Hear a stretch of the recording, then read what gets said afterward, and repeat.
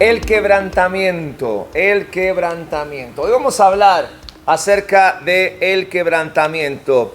Este estado profundo o este estado de profunda sumisión, donde vamos a dejar de lado lo que nosotros podemos hacer para nosotros mismos, para comenzar a alinearnos y entender y vivir la voluntad de Dios para nuestras vidas.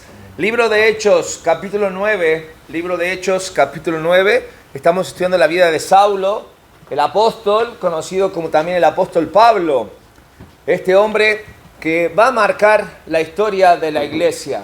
Un hombre que, como leímos ya en Hechos 9, pero hoy vamos a repasar algunos versículos, dice que él fue escogido para llevar su nombre, el nombre de Cristo, en presencia de los gentiles, de los reyes y de los hijos de Israel. Estoy leyendo Hechos capítulo 9, versículo 15. Y el versículo 16 dice: porque yo le mostraré cuánto le es necesario padecer por mi nombre. Padecer por mi nombre. Esto le está diciendo Jesús a aquel discípulo llamado Ananías, el cual fue el primero en tener un contacto directamente con Pablo o con Saulo, el cual Saulo había visto en visión que iba a venir a él y le iba a devolver la vista en medio de aquella crisis que Saulo estaba pasando cuando Cristo llegó a su vida, cuando Cristo se cruzó en su vida. Y 2 Corintios capítulo 12, versículo 10, va a mostrar cuál es el corazón de este hombre, de Saulo, de Pablo. Y él escribe a los Corintios lo siguiente, 2 Corintios capítulo 12, versículo 10. ¿Quién me lo lee en voz alta, por favor? Por amor a Cristo me gozo de las debilidades, en afrentas, en necesidades, en persecuciones, en angustias, porque cuando soy débil, entonces soy fuerte. Fíjate qué curioso. El apóstol Pablo va a decir que le encuentra gozo en qué. En la debilidad. ¿Gozo en qué? En las debilidades. ¿En qué más? Afrentas, En las afrentas. ¿En qué más? ¿En qué más? ¿En qué más?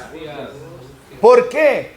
Cuando es débil, entonces es fuerte. Porque entiende que el quebrantamiento, que es lo que produce este tipo de cosas, produce la debilidad, la afrenta, la necesidad, la persecución, la angustia, genera una debilidad que Saulo entiende, que Pablo entiende, que es lo que él necesita para ser fuerte.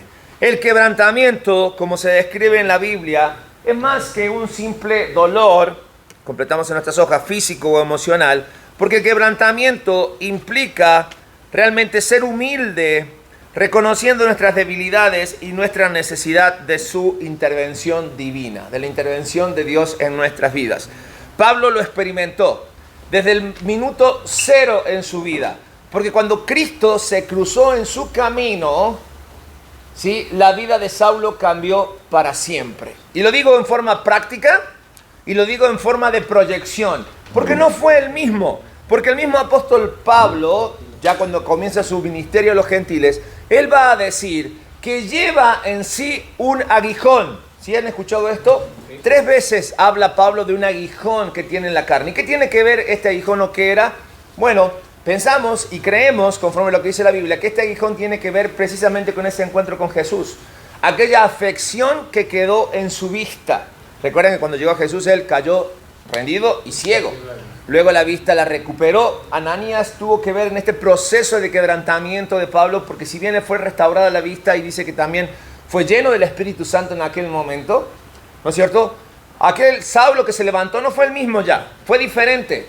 Y es el hecho de realmente entender que Pablo necesitaba crecimiento espiritual para ser más efectivo en su ministerio para Cristo. Pero al igual que nosotros, o al igual que Pablo, mejor dicho, el sufrimiento puede en cierta manera incomodarnos en nuestras vidas. El quebrantamiento va a llegar a nuestra vida para incomodarnos, porque decíamos, ese quebrantamiento implica que nosotros nos transformemos o llegue a nosotros la humildad, reconociendo que necesitamos que Cristo trabaje en nuestras Biblias, en nuestras vidas. Por eso la Biblia enseña que el quebrantamiento es parte esencial del crecimiento y la transformación espiritual. Lo fue en Saulo y lo va a hacer en cada uno de nosotros. Coincido con ustedes en la forma de pensar, y ustedes van a coincidir en la forma de pensar en nuestras vidas, que a veces no estamos preparados para el quebrantamiento, y menos cuando llegamos a Cristo. Pues llegamos a Cristo porque hay una necesidad en nuestra vida. Cristo se cruza en nuestras vidas como se cruzó con Pablo, y hay un cambio radical en nuestra forma de pensar, lo cual va a afectar poco a poco nuestra forma de vivir. Entonces, cuando llega el quebrantamiento, que nosotros también lo podemos llamar en nuestra vida como pruebas, ¿sí? ¿Cuántos no han pasado por pruebas en su vida? Hay pruebas de todo tipo. Un ejemplo muy práctico, cuando íbamos a la escuela, ¿te acuerdas? Para los exámenes que vienen después de un trimestre o un bimestre o como haya sido la escuela, ¿sí? ¿Qué sentido tiene un examen, una prueba? ¿Qué sentido tiene? En tu peregrinar en el estudio, ¿qué sentido le encontraste a un examen? Comprobar los conocimientos. Comprobar los conocimientos, mejor dicho, afianzar los conocimientos. Tienen sentido, ¿no? Porque estudias 2 semanas, 3 semanas, 2 meses, 3 meses y llega al final y tú dices, bueno, todo lo que pasó hacia atrás, hay algún momento en que tú dices, ¿cuándo lo voy a poner a prueba en mi vida? ¿Para qué me va a servir? No sé, en el campo laboral lo vas a aprender, pero mientras tanto tienes que afianzar ese tipo de conocimiento. Y llega el examen. La prueba en la vida cristiana, el quebrantamiento es igual. Caminamos, aprendemos, pero llega un momento en que todo eso que nosotros nos llenamos de información necesita ser aprobado. Necesita entender si ya estamos entendiendo, o mejor dicho, necesitamos saber si ya estamos entendiendo de qué se trata. Y llega la prueba. Y llega la prueba. Por eso recuerden siempre este axioma de vida en la vida cristiana. Prueba no superada, prueba repetida.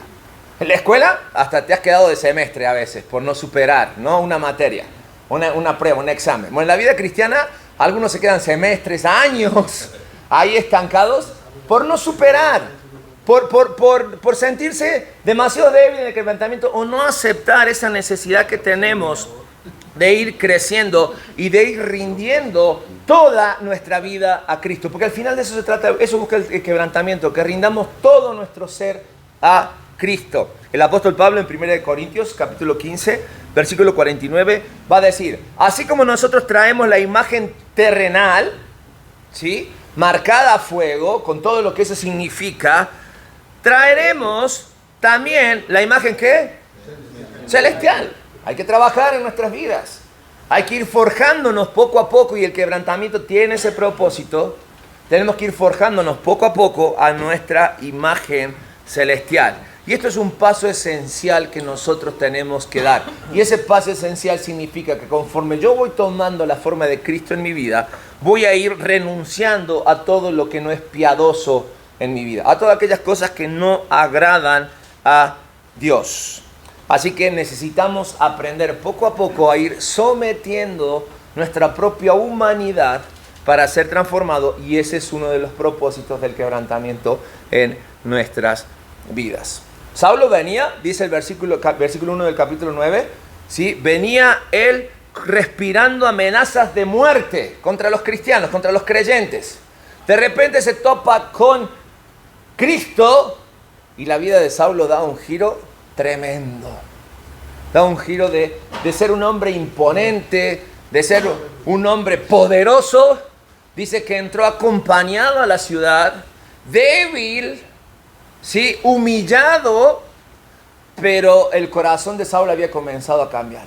Porque ese hombre todopoderoso, cuando se enfrenta con Cristo, la pregunta que Saulo le hace a Cristo, ¿cuál es? ¿Qué quieres de mí? ¿Qué quieres que haga? ¿Qué es lo que tú quieres que haga? Entonces, vamos a ver cómo el quebrantamiento, que sí es una realidad y debe ser una realidad en la vida de los cristianos, ¿qué propósito tiene? ¿O cuáles son las características del quebrantamiento en nuestras vidas? El quebrantamiento en la vida del cristiano, en primer lugar, busca producir en nosotros un espíritu humilde. Es decir, un espíritu que sea capaz de rendirse a la voluntad de Dios y buscar su guía con un corazón contrito. Es decir, un corazón humilde delante de Dios, profundamente arrepentido. Eso es ser un corazón contrito. ¿Se acuerdan del rey David? El rey David es un claro ejemplo también de cómo el quebrantamiento humilla a una persona. Por ejemplo, genera en la persona, mejor dicho, un corazón humilde. El rey David, antes de ser rey David, ¿qué era? Pastor de ovejas. Era el menor de varios hermanos. Cuando Dios manda al profeta a ungir el próximo rey, va en busca de este nuevo rey y se encuentra con que le presentan un pastor humilde que estaba cuidando ovejas, ¿no es cierto?, el cual quizás nadie daba ni 5 pesos por este hombre, porque allí estaba perdido en el bosque, el menor de todos, y de repente Dios le marca a aquel profeta y le dice, este es todo el mundo se queda así. Y hay algo muy particular que se dice allí en el momento de que es ungido David. Dios no mira la apariencia, Dios mira el corazón. Algo había en este muchachito. La vida de David comienza a cambiar, porque desde que es ungido no es inmediatamente, no va a buscar él el trono, sino que sigue con su vida. Después tiene un encuentro con un gigante, eso comienza a marcar la diferencia, pero sigue mostrando lo que hay en su corazón. Este gigante lo catapulta que llegue al palacio, pero no llega a buscar el trono, ni llega pidiendo permiso por el trono, sino que empieza a servir al rey. Aquel rey como que se le chifla el moño, algo le pasa, ¿me entiendes? Él no estaba haciendo las cosas correctas y se le ensaña con David y lo empieza a perseguir. Oye, a ver, yo estaba bien como pastor, viene y me ungen como rey, llego al palacio y ahora tengo que salir huyendo porque me quieren matar. En medio de ese proceso que David escapa, toma decisiones, hace cosas que no son muy convenientes, termina en una cueva, la famosa cueva de Adulam. ¿Has escuchado de esta historia? Si no, después búscala en la historia de David. Un proceso en la vida de David que llevó a que David estaba hasta aquí, no quería saber más nada con nadie y dijo, necesito un tiempo para mí. Y él pensó que escondiéndose en una cueva era suficiente, pero estando en aquel lugar, Dios no lo dejó solo, lo cuidó, pero también le empezó a mandar gente. Y a aquella cueva empezaron a llegar delincuentes, personas perseguidas, personas que estaban en la misma condición que él. Y de David, de querer estar solo, de repente se encuentra con un montón de personas que estaban como él o peor. Pero hay un proceso en la vida de David en el quebrantamiento, ¿sí? Que sale de aquella cueva y no es el mismo David que sale. Y aparte sale con sus valientes, porque de aquel lugar, de aquella cueva, ¿sí? Dios le proveyó a aquella gente que le iba a ser fiel hasta el final. Sucede con el paso del tiempo que David llega al trono, ¿no? Y estando allí en el trono, dice el relato de la palabra de Dios, era tiempo en que los reyes fueran a la guerra. Pero David decidió quedarse en el palacio. Y en medio de aquella situación, de repente David se distrajo y por un momento miró hacia otro lado y dijo, lo que veo me gusta. Y no solamente me gusta, lo tomo. Y no solamente lo tomo, lo hago mío. Total, después, como que aquí no pasó nada. ¿De qué estoy hablando? De aquel pecado que generó no solamente un conflicto en la vida de David, sino en su familia. Y no solamente un conflicto de su familia, sino que llevó o fue el principio del fin del imperio. ¿Sí? O el principio del fin de aquel reino del cual él estaba. Pero de aquella situación y de toda la vida de David, que podemos ver su corazón, se escribieron salmos. Y se escribieron uno de los salmos más poderosos en cuanto a cómo funciona el quebrantamiento genera en nosotros un corazón humilde, y es el Salmo 51. Porque de aquella situación en la que David comete adulterio, comete crimen, después se comete otro crimen en nombre de ese crimen, y después en nombre de ese crimen o en nombre de ese pecado se deshace el reino. David va a escribir en el Salmo 51 los sacrificios de Dios. Fíjate bien, él pasó, y también el pecado de él fue confesado cuando fue confrontado. Él se enojó por una historia que le contaron, dijo, pues tú eres ese. Y ahí David dijo, sí, cierto. La gran diferencia entre David y los demás líderes, o incluso el mismo Saúl, que podemos decir, Saúl no cometió tantos pecados como David. ¿Qué pasó? ¿Cuál fue la diferencia entre Saúl y David? La gran diferencia entre Saúl y David, o entre David y muchos de nosotros, es que era una persona que se arrepentía, que reconocía su pecado y se arrepentía. Y él escribe en el Salmo 51, los sacrificios de Dios son el espíritu quebrantado, el corazón contrito y humillado.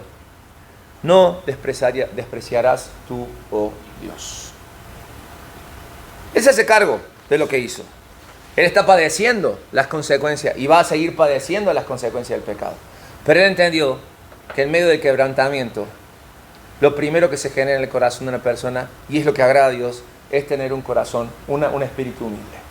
Podemos llegar al espíritu humilde antes del quebrantamiento, sería genial. Sería genial que desde el momento cero nosotros decidamos someternos a Dios. Pero hay demasiada carne, demasiado roce, demasiado pecado, demasiada tentación en nuestras vidas. Y nos deslizamos muy fácil. Entonces es más factible y más posible en nuestras vidas que el quebrantamiento llegue antes que un corazón humilde, antes que un espíritu humilde. Entonces, decíamos, la gran diferencia de David entre muchos era que él se arrepentía y confesaba. Muchos de nosotros nos arrepentimos, pero muy pocos confesamos, guardamos en nuestro corazón. Juan escribe en la primera carta, capítulo 1, versículo 9, ¿sí? Si confesamos nuestros pecados, Él es fiel y justo para perdonar nuestros pecados y limpiarnos de toda maldad. Es decir, y esa carta es escrita a cristianos, es decir, que aún estando en la seguridad que da la vida cristiana, nosotros podemos seguir y seguimos ¿qué? Pecando. Es más, seamos sinceros. No sé desde que te levantaste hasta acá si has pecado hoy en día, en tus pensamientos, en tus dichos, en el tráfico. Seguramente lo has hecho. Y apenas te levantas, apenas comienza la mañana, fíjate todo lo que queda de día. Ni te pregunto de ayer. Pero dice, si confesamos nuestros pecados, arrepentimiento y confesión son signos de un espíritu humilde, fruto del quebrantamiento. Pero el quebrantamiento también trae a nosotros una dependencia total de Dios. Es decir, que las personas van a ir a Dios en busca de esperanza, de fortaleza y de guía. Y el depender de Dios en todo momento nos prepara para los momentos de fragilidad. Porque a veces nosotros dependemos de Dios cuando todo, o decimos depender de Dios cuando todo está bajo nuestro control. Es decir, cuando todo está bien. Cuando empiezan a quemar las papas y empezamos a tener problemas, ahí empezamos. ¿Dónde estás, Dios? ¿Por qué a mí? ¿Por qué esto? ¿Para qué esto? Y empezamos a cuestionarnos o a cuestionar a Dios. Sin embargo, Pablo, fíjate lo que le va a escribir a los filipenses. Filipenses capítulo 4, versículo 6 dice, Por nada estéis afanosos, por nada estéis afanosos, sino que sino sean conocidas vuestras peticiones delante de Dios en toda oración y ruego, con acción de gracias. Ok, ¿cuál es el permiso que nos da Filipenses aquí para estresarnos? Porque el afán hoy en día se conoce como estrés. ¿Sí? Entonces dice, ¿por qué es lo que nosotros podemos realmente afanarnos? ¿Cómo? Díganlo fuerte, que no lo escucho. ¿Por qué? Por nada, dice. Por nada estéis afanosos. Por nada. Y es categórico, y es contundente. No hay opción. No te dice, yo sé que el matrimonio es difícil, puedes afanarte un poquito. Yo sé que los negocios son difíciles, puedes afanarte un poquito. Yo sé que las deudas son difíciles, afánate. Vivimos en un mundo tan acelerado, decíamos que el afán se traduce en estrés.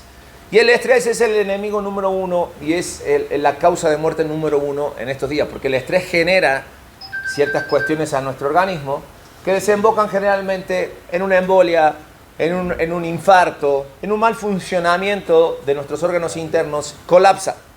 Y los doctores, tú llegas y no hay un diagnóstico que pueda decir porque no ven, o las, ¿cómo se llaman cuando se sale la enfermedad, Doc?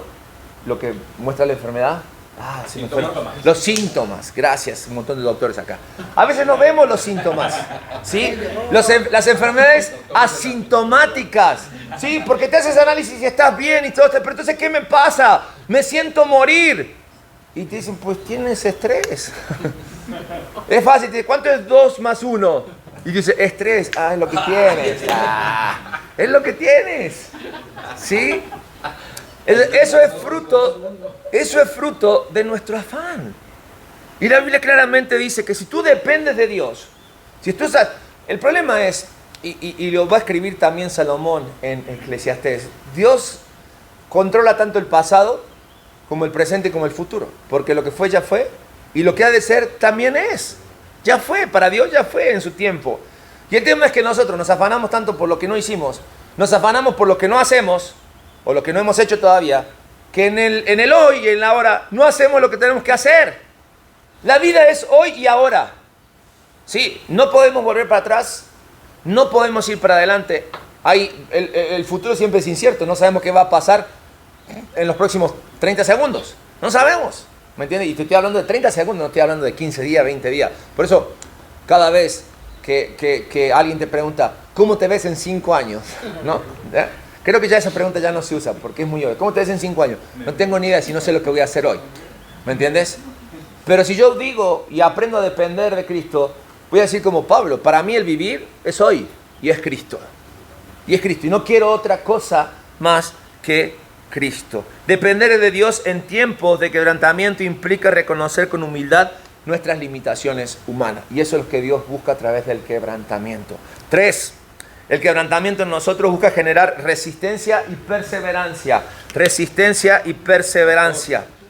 Decíamos, la resistencia y la perseverancia en medio del quebrantamiento, en medio de las pruebas, va a fortalecer nuestra fe y va a fortalecer nuestra confianza en la providencia y en la fidelidad de Dios. A veces es necesario el quebrantamiento, la humillación que viene, la falta de control o la pérdida total de control para entender que no me queda otra que depender de ¿qué? De lo que Dios va a proveer. Yo entiendo, y porque veo algunas caras aquí y las veía anoche también, yo entiendo que a veces esto del quebrantamiento, de la dependencia de Dios, puede sonar hasta muy guajiro, ¿no? Hasta muy novelesco. Pero es un proceso que se aprende y tenemos que aprender en la vida cristiana. Y a veces somos nosotros mismos los que nos ponemos nuestros propios palos en la rueda y no llegamos a experimentar la dependencia de Dios porque somos demasiado desesperados. Porque vivimos así. Mira, yo quiero que mis deudas se acaben así, que mis problemas en el matrimonio se acaben así. Yo quiero que esto. Y no nos damos cuenta que si vivimos un día a la vez, el tiempo avanza de la misma manera. Y si hacemos lo que hoy nos toca hacer, la solución va a llegar cuando tenga que llegar a nuestras vidas. Porque hay un tiempo marcado para absolutamente todo. Para todo hay un tiempo marcado. El tema es cómo voy a vivir yo mi dependencia diaria a Dios para entender que no importa el tamaño del problema, no importa la magnitud del quebrantamiento, al final lo que se va a cumplir es la voluntad de Dios en nuestras vidas. Fíjate lo que dice Romanos capítulo 5, versículos 3 y 4, que dice la palabra de Dios. Y no solo esto, que dice, más aún nos gloriamos en las tribulaciones. Nos gloriamos en las tribulaciones, sabiendo que la tribulación produce paciencia, y la paciencia, carácter probado, y el carácter probado, esperanza. Dios, mándame una cuota extra de paciencia. Y llega a nuestra vida, ¿qué cosa? Porque así funciona. Así funciona. La prueba produce paciencia. Superar entonces las pruebas con perseverancia y con resistencia conduce a la madurez y al crecimiento espiritual en nuestras vidas. Por eso Pablo va a decir, glóriense en las tribulaciones. Cuando están las tribulaciones, pásenlas gustosos, sabiendo que lo único que busca la tribulación es mostrar cuáles son mis debilidades. Y eso es una buena escuela, aprender mis limitaciones. ¿Para qué? Para que el poder de Cristo sea el que se manifieste y sea el que tome control de mi vida. Por eso cuando hablamos de generar resistencia en cada una de nuestros corazones, nosotros necesitamos aprender de que, como dice Hebreos capítulo 12, versículo 11, ninguna disciplina, ¿qué cosa? Parece que la entera. No, para nada nos gusta la corrección en nuestras vidas, sino que es dolorosa. ¿Por qué? Porque nos humilla, nos exhibe, ¿no? Sin embargo, después produce, fíjate esto, una cosecha de justicia y paz para quienes han sido entrenados en ella. Yo sé que somos muy buenos y muy disciplinados para las cosas que nos gustan, ¿no? Claro, pero a veces el quebrantamiento, queremos ser como Cristo, pero queremos acostarnos la noche y el otro día levantarnos llenos de espiritualidad. Como Moisés, levantarnos en la mañana y brillar de la presencia de Dios en nuestras vidas. Pero mira, el proceso para que Moisés llegara a eso fue un camino largo. Y le duró lo que duraba bajar del monte hacia abajo. Cuando se topó con la realidad, ¡pum! Rompió las tablas, hizo un despapalle y hasta le costó la entrada a la tierra prometida. ¿Me entiendes? Entonces no es de la noche a la mañana, es un proceso en nuestras vidas. 4. Lo que busca el quebrantamiento es que nosotros definitivamente aprendamos a rendirnos. Rendirse a la voluntad de Dios. Y rendirse es un acto profundo de sumisión y de confianza. Que va a reflejar que somos capaces de ceder al propósito y el plan que Dios tiene para nuestras vidas. Y esto va a implicar que nosotros comencemos a confiar las circunstancias, el dolor, las incertidumbres de nuestras vidas a Dios. Porque Él es soberano. No te olvides nunca de esto. Él tiene control de todas las cosas. Él dice en la palabra de Dios, Él hace salir el sol tanto para los buenos como para los malos. Porque Él tiene el control de absolutamente todas las cosas. Todas las cosas en nuestras vidas. Romanos 6, versículo 13, ¿qué dice? No os presentéis vuestros miembros al pecado como instrumentos de iniquidad, sino presentaos vosotros mismos a Dios como vivos de entre los muertos, y vuestros miembros a Dios como instrumentos de justicia. Fíjate, no presentéis vuestros miembros al pecado como instrumento de iniquidad. Y me encanta esa frase, sino como vivos entre los muertos. ¿Para qué? Para que nosotros podamos ser instrumentos de justicia. Instrumentos de justicia.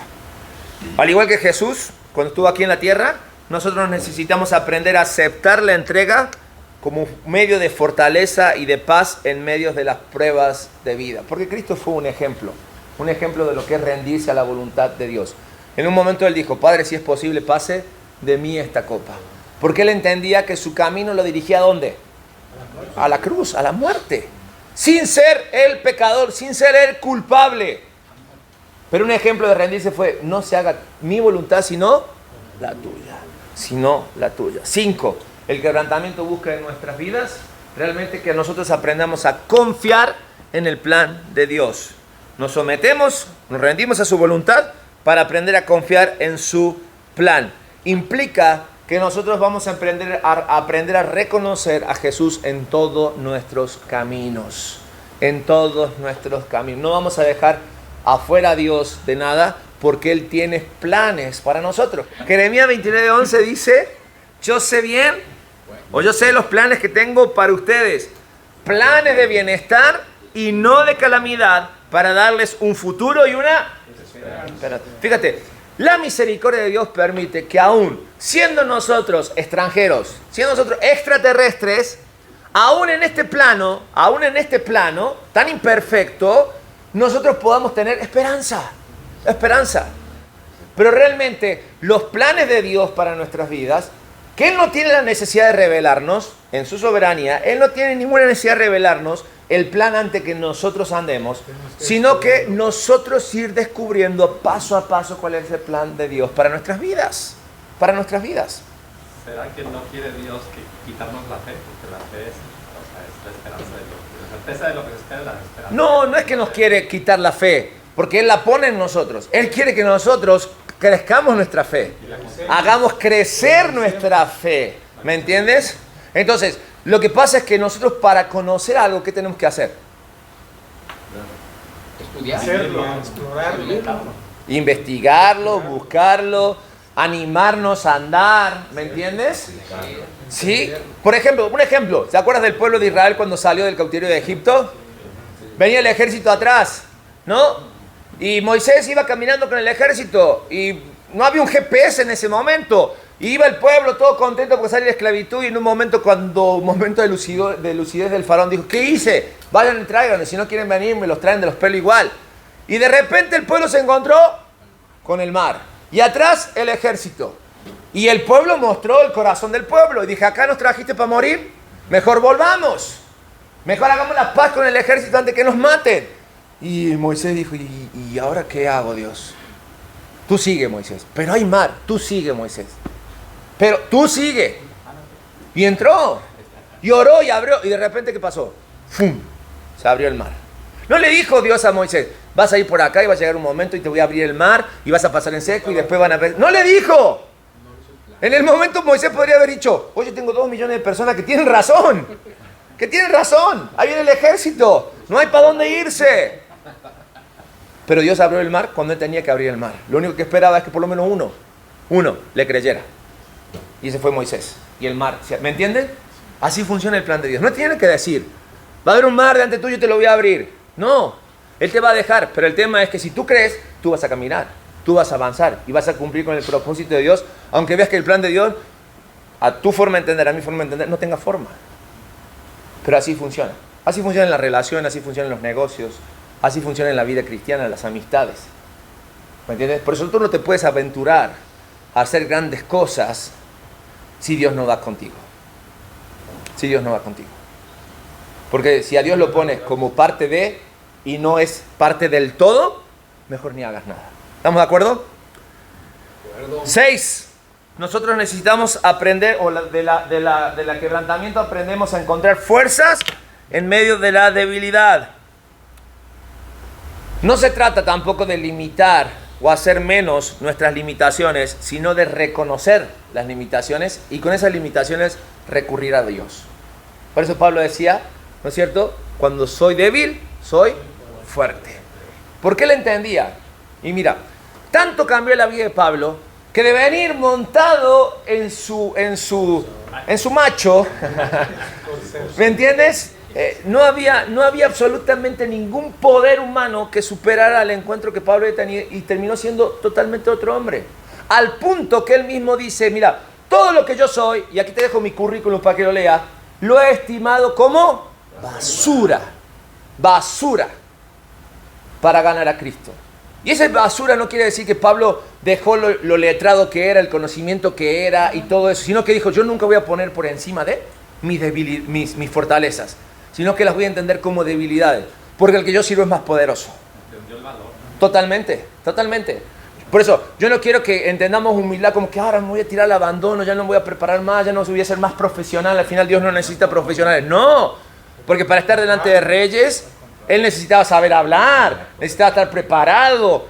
Tenía que decir, hey, ahí viene Saulo o Pablo, el que necesitaras en ese momento. Y tú decías, sé quién es, tiene currículum, tiene historia. Ahora anda en otra cosa, pero voy a respetar. ¿Me explico?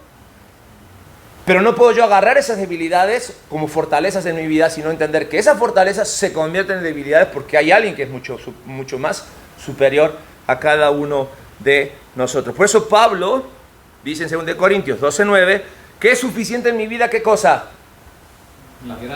La gracia de Dios, el don no merecido. Y él me dijo, bástate mi gracia. No necesitas más que ese don no merecido que Dios nos dio, pues mi poder se perfecciona ¿en qué? En la debilidad. El poder de Dios se perfecciona cuando nosotros dejamos de pelear y cuando nosotros somos capaces de someternos y entender que nosotros vamos a encontrar la fuerza cuando nosotros nos sometemos más y nos humillamos más delante de Dios. No en la humildad física y en dar lástima, sino en el hecho de agacho la cabeza delante de Dios y me someto delante de Dios. Por eso, hallar fuerza en la debilidad requiere rendirse al poder y la gracia de Dios. Y 7, y último, el quebrantamiento de nuestras vidas genera perdón y reconciliación. Perdonar es una decisión deliberada de liberar el resentimiento o la venganza hacia alguien que nos ha hecho daño. Es decir, perdonar lo podemos definir sabiendo que perdonar no es o cuando perdonamos no olvidamos, pero sí aprendemos a vivir con las cicatrices de las heridas que nos causaron las personas que nos ofendieron o que nos lastimaron. ¿Estamos de acuerdo? Entendemos el concepto de que el perdón es algo deliberado en nuestras vidas. Este perdón trae y genera la reconciliación. La reconciliación no quiere decir, y te voy a poner en forma práctica, que tú de repente tienes diferencias muy grandes con una persona y puedes llegar al perdón o perdonar a esa persona. No quiere decir que la reconciliación es te vas a llevar igual como te llevaba antes, sino es que vas a sanar tu corazón de tal forma de que ya no vas a exigir o esperar nada y no le vas a marcar nada a esa persona. Eso es reconciliar con tu propio corazón en el hecho de decir, el perdón ya lo otorgué, ya lo di. ¿Qué es lo más difícil? ¿Podemos recibir perdón? Lo más fácil, ¿verdad? O sea, cuando me piden perdón, rápidamente podemos accionar. Pero dar el perdón, eso es lo que más nos cuesta. Por eso el perdón va de la mano con la reconciliación. Y realmente sabemos que perdonamos cuando podemos reconciliar nuestro corazón ante una situación con cualquiera sea la persona que nos haya ofendido, lastimado o haya sido merecedora de nuestro perdón. Una de las pautas o una de las muestras del perdón en nuestras vidas, a veces nosotros somos muy faltos o muy dados a no perdonar porque no estamos reconciliados con nosotros mismos y no nos sabemos perdonar a nosotros mismos.